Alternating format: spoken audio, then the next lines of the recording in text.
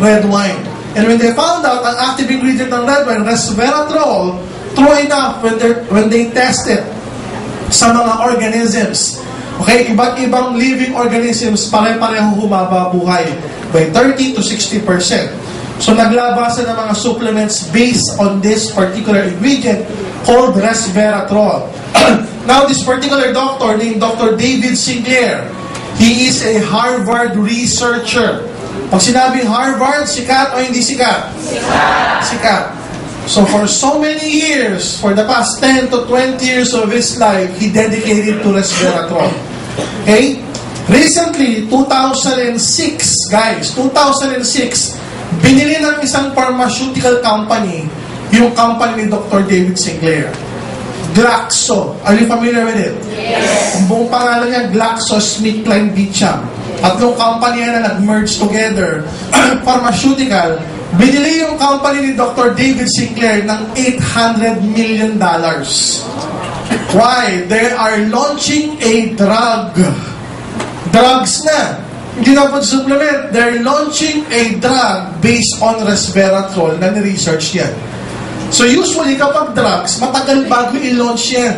Kasi may mga clinical studies, may testing pa, gaano karaming milligrams, blah blah blah, ang tagal.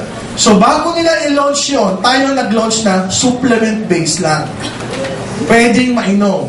Okay? Pwedeng gawin na supplement, inumin on a daily basis. Why? Ano ba ginagawa ng... By the way, ang ingredients natin, ang main component ng, or source ng ating resveratrol, Japanese knotweed. Okay? It's an herb from Japan and from Asian countries, knotweed. Ang tawag doon, premium red wine extract, grape seed extract, concentrated red wine powder. You might be seeing, Doc, may red wine powder. Tapos may premium red wine extract. E di may red wine component yan. Yes. Pero certified na walang alcohol. Kaya meron tayong halal certification for this. Kaya baka sabihin nyo, naku, baka malasing ako pag ininom ko yan. No. Wala siyang alcohol content kasi ang kinuhang, ang in-extract lang yung active ingredient which is resveratrol. Next. Ano ba basically nagagawa ng Restore Life sa ating katawan? When you talk about heart disease, it can reduce inflammation, prevent oxidation ng bad cholesterol para wag tumigas, wag magkaroon ng cholesterol plaque.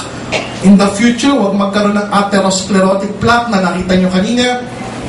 Therefore, it decreases the incidence of heart attack, cancer. Ayan, it limits the spread of cancer cells para wag nang mag-metastasize from one organ to another kasi mababalitaan nyo, may breast cancer. Tapos yung cancer sa breast, lumipat na sa brain, lumipat na sa liver. So ito, it limits yung pag-spread ng cancer. What else? It triggers the process of cancer cells death. Nakakatulong mamatay yung cancer cells by going to the process of apoptosis. Yan yung cancer death. Alzheimer's disease, yung nagiging makakalimutin, ulyanin sa matatanda, it protects the nerve cell from damage. Okay? What else? Diabetes, nako to, maganda sa diabetes ang Restore Life. Okay? It prevents insulin resistance. Okay? Yun yung precursor ng diabetes mellitus. Ano pa? Activates SIRT1 gene. Yan yung pinaka-importante sa lahat. Why? Ano ba nangyayari kapag na-activate yung SIRT1 gene? Nare-reverse yung aging process. And when it reverses the aging process, lahat na ng sakit nare-reverse. Kasi yun naman ang manifestation ng pagtanda. Nung bata ka naman, wala ka namang arthritis. Nung bata ka, wala kang diabetes. Nung bata ka, wala kang high blood. Nung bata ka, hindi mataas ang cholesterol mo. Nung bata ka, hindi ka ulyanin. Nung bata ka, wala kang cancer. Pero nung nagtandaan, doon na nagkaroon ng manifestation ng kung ano-ano sakit. With the activation of SIRT1 gene, nare-reverse yung aging process, thereby reversing all of the diseases that you have. Okay? So it's also a good supplement. You can take it every day, once a day, 2 times a day, 3 times a day, depending kung ano yung kalagayan mo. Liven. Okay? The world's first coffee shooticals. Kaya tinawag na coffee shootical. Why? Ayan. By the way, sige, balik mo muna, bossing. Balik mo muna. By the way, ang coffee natin, Maraming species ng coffee, but we choose to use yung Arabica. Why? The Arabica species ng kape. Kasi yung Arabica, yan yung pinakamasarap, number 1. Number 2, yun din yung pinakamahal. Number 3, yan yung pinakamasarap yung amoy. So hindi tayo gumamit ng hindi premium na species ng kape. Ang ginamit natin, the premium, which is Arabica, Coffea Arabica. And also, ang kape natin guys, mayroong component na complete phytoenergizer. So hindi lang siya 3-in-1, hindi lang siya 5-in-1, hindi lang siya 20-in-1, hindi lang siya 50-in-1. Lahat na nandiyan na. Lahat ng ingredients ng complete phytoenergizer nasa ating kape. Maliwanag po ba? Yes! Next. Naturally guys, ang coffee may antioxidant mismo. So ang kape mismo guys, before nagkaroon ng study na ang kape masama raw sa katawan. Dati yun. Pero now, kinakain na nila yung salita nila doon. Now, according to Harvard, maraming good effects. Itong sasabihin ko from Harvard research. Maraming good effect ang kape sa ating katawan. Why? They found that kape mismo, even without the complete phytoenergizer, may antioxidant na siya, which they call quinines. Okay? Quinines. Okay, parang kilig. Quinines. Meron din siyang chlorogenic acid, meron din siyang tocopherols, parang vitamin E, tocopherols. Okay? Yan yung inert antioxidant ng kape. Kaya nga, pagka nakikita mo yung commercial ng mga kape ngayon, ano mga sinasabi na sa commercial? According to studies, coffee has more antioxidant than green tea. Kasi mas unang sumikat na yung green tea, healthy. Ngayon, bumabawi yung mga manufacturers ng coffee. Why? Because it's true.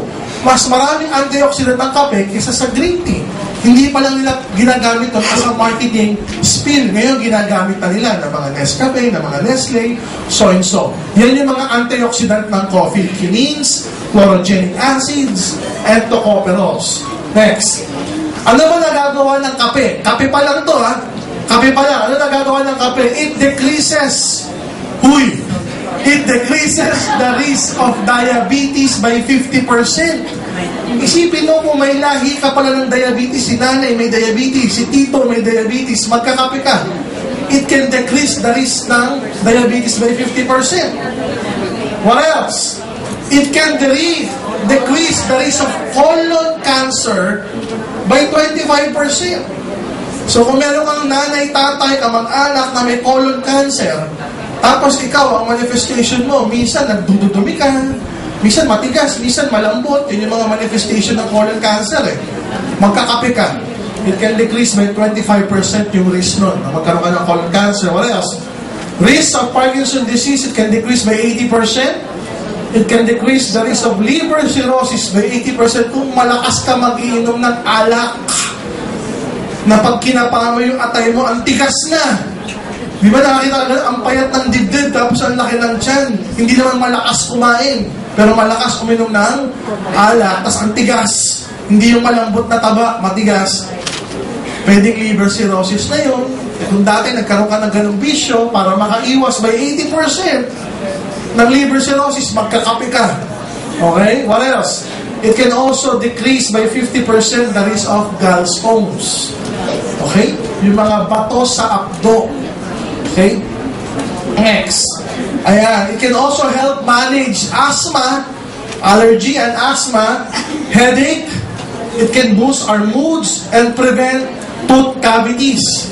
So, pansinin mo, pag ikaw masakit ang ulo, magtimpla ka ng liben.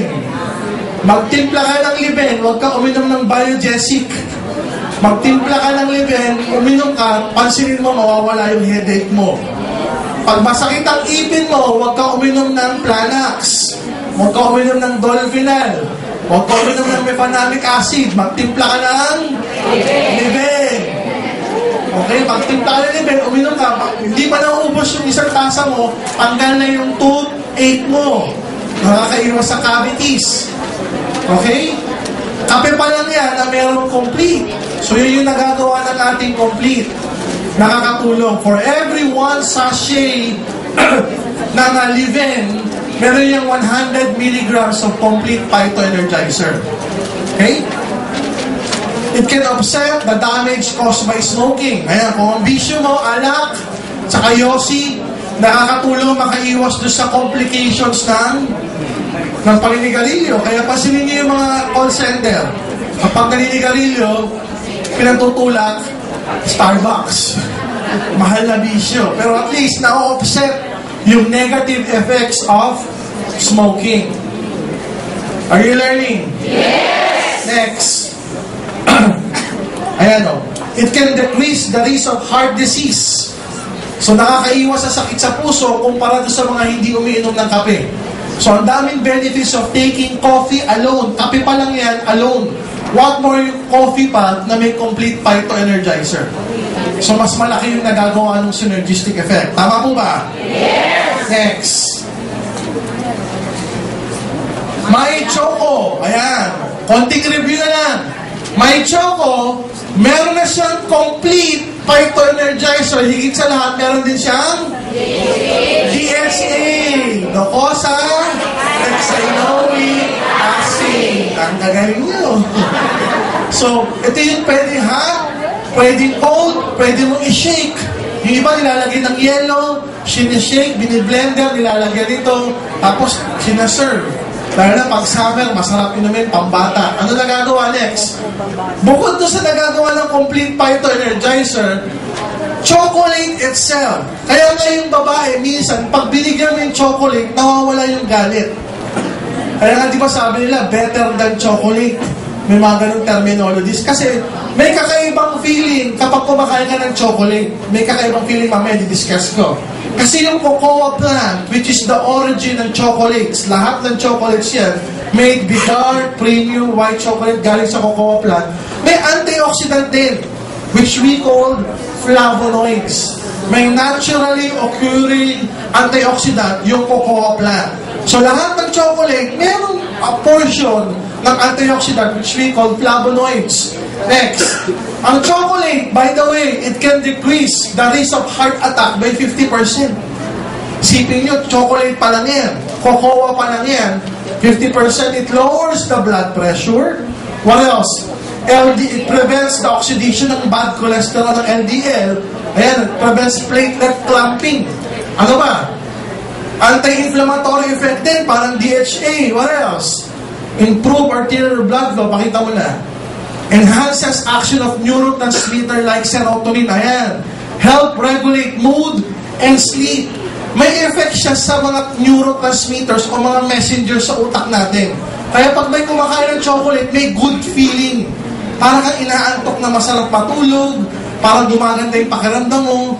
The good thing with our product, na may choco, meron pa siyang DHA na nagsisynergize with that action. Meron pang complete that's synergized with this action. So, pwedeng pambata para tumalili yung mga anak natin, bigyan na may choco, sabayan nyo ng Holidus, may-maya, ito yung painom nyo.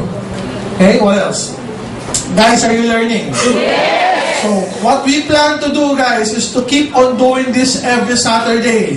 Para na sa ganun matuto yung buong network nyo. Number one, tumaas yung belief level natin sa products. So we ourselves can take our product, yung buong pamilya natin, ito yung iinumin, at ito rin yung iaalok natin sa mga kaibigan ng pamilya natin. Are you learning, guys?